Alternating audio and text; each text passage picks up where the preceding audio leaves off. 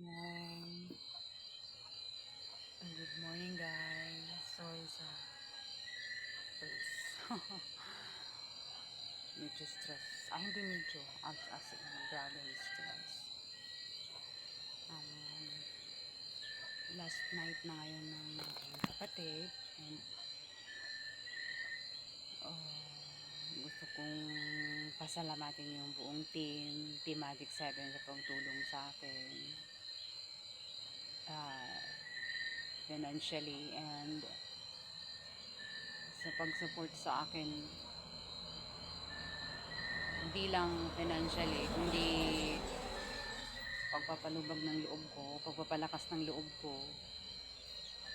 kay kay founder Instituto Escobedo, kay founder Marie NKSA, kay Inday Moonlight TV channel,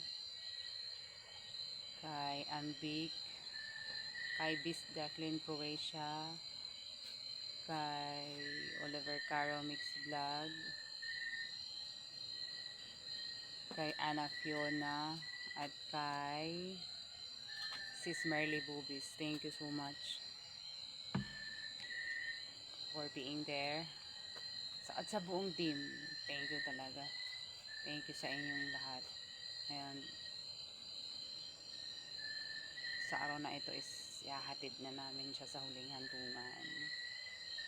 Actually, ito yung pinakamalungkot na bakasyon. Hindi ko kasi lubos maisip na iiwan niya kami. And wala talaga akong balak na umuwi eh. As in, wala sa plano. Kasi finish na yung contract ko last February. 2 years contract. Tapos sabi ko mag-extend ako ng 1 year. Kasi wala akong balak umuwi talaga. Yung balak kong umuwi is May next year. 2025. Tapos Ramadan, nandun ako, na-deploy ako sa isang bahay for 1 month. Palagi kaming mag-uusap nito, tumatawag siya kasi nakausap niya ako about sa pag-uwi ko, kung uuwi daw ako. Sinabihan ko siya na hindi ako makaka-uwi, gawa nga na hindi pa tapos yung bahay, sabi ko. Tsaka ang dami kong iniisip na gastusin. Sabi niya, ikaw te, kung gusto mong, ayaw mong umuwi, sabi niya. Tapos may part doon na nag-usap kami, na sabi niya, uwi ka na lang te, makita man lang kita. Pero hindi ko sineryoso yun. Yung parang, wala lang, parang pinalipas ko lang yun. Hanggang sa, nag-end yung contract ko doon sa bahay na na-deployan ko. And, nag-end siya ng April 8. Ngayon, nagtaka ako, by April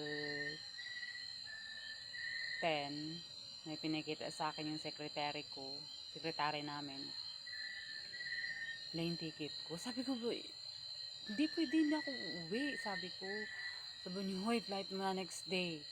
Sabi ko, hindi ako uuwi. Ayoko, sabi ko. Sabi niya, ikaw lang yung may ticket na, may allowance na, hindi uuwi. Kasi iniisip ko, paano yung madadatnan ko dito? Wala akong as in. Kaya, lesson learned, mag-ipon talaga. Kailangan magtabi at mag-ipon. Kaya, ayan. Hanggang sa, ayan, lumipad nga ako papunta dito. And hanggang Manila lang kasi yung ticket ko. So, kumuha pa ako ng ticket ng bus papunta dito ng Leyte from Manila. And ayun, wala talaga silang alam na nandito na ako sa Pilipinas. Tapos nung dumating ako, na-surprise silang lahat. Pati mga kapatid ko, pati si mama, umiyak si mama. Mas na-surprise ako nung pagdating ko dito sa bahay. Sabi ko, tao po, hindi niya na ako nakilala. Sabi, kasi magti 10 years din kami hindi nagkita nito eh. Last namin kita is 2015 nung namatay yung lola ko, lola namin. Tapos ayun, sabi ko, nakita ko siya sa ganung sitwasyon. Pero at least napagsilbihan ko pa din siya. nakasama ko siya. Yung parang may time nga nun na gusto niyang kumain ng Jolly Hotdog. Yung Jollibee malayo. Wala dito sa bayan namin, sa kabilang bayan pa. Kaya buti na lang meron akong napakiusapan na sasabay ako. Ayun, sumabay ako sa kanya. Yun lang talaga ang pakay ko dun. Ang Jolly Hotdog lang. Tapos uwi ka agad. Tapos ayun, kumain naman siya. Tapos pang pang second week ko dito, parang nahihina siya. Yung parang one time nga nun, nahihina siya. Kaya inano namin kasi hindi na siya makakahinga. Tinulungan ko talaga siya. Sabi, hindi pa ako ready. Sabi ko, wag mo nang iwan si ate. Sabi ko, wag mo nang iwan. Parang naka-recover siya kasi tumango siya eh. Parang naka-recover naman siya. Nahingi siya ng pagkain. Actually, lugaw na lang kinakain niya. Hindi na siya nakain ng kanin. Lugaw. Tapos, ayun. Hanggang sa nung May 5, iba na naman para.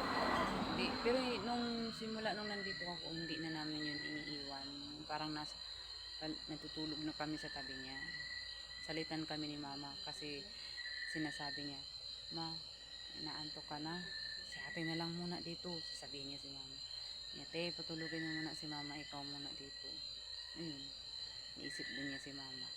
Si mama ang matulog. Tapos mga bandang madaling araw, ako nang matutulog. Si mama na naman ang magbabantay. Tapos hanggang one time, nung May 5 nga, parang naano na siya, hindi na siya magpapaiwan. Yung anak kong dalaga, si Mecca, tinatawag niya. Sabi niya, Mecca, dito ka. Ang ingay ng sasakyan. Sabi niya, Mecca, dito ka. Palagi siyang papahilot siya kay Mecca. Hindi na namin yung iniwan. May 5. Diyan kami ni mama tatlo. Hanggang sa tinawag niya si mama. Ako.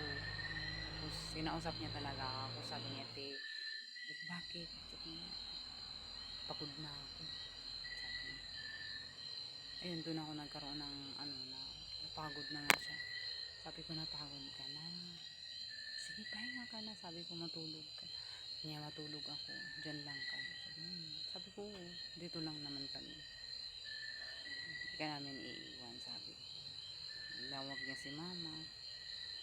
Pagkatawag niya kay mama, hinawakan niya ng mahigpit yung kamay ni mama. Doon na kami nag-iyakan. Kasi parang nahihirapan na din siyang huminga.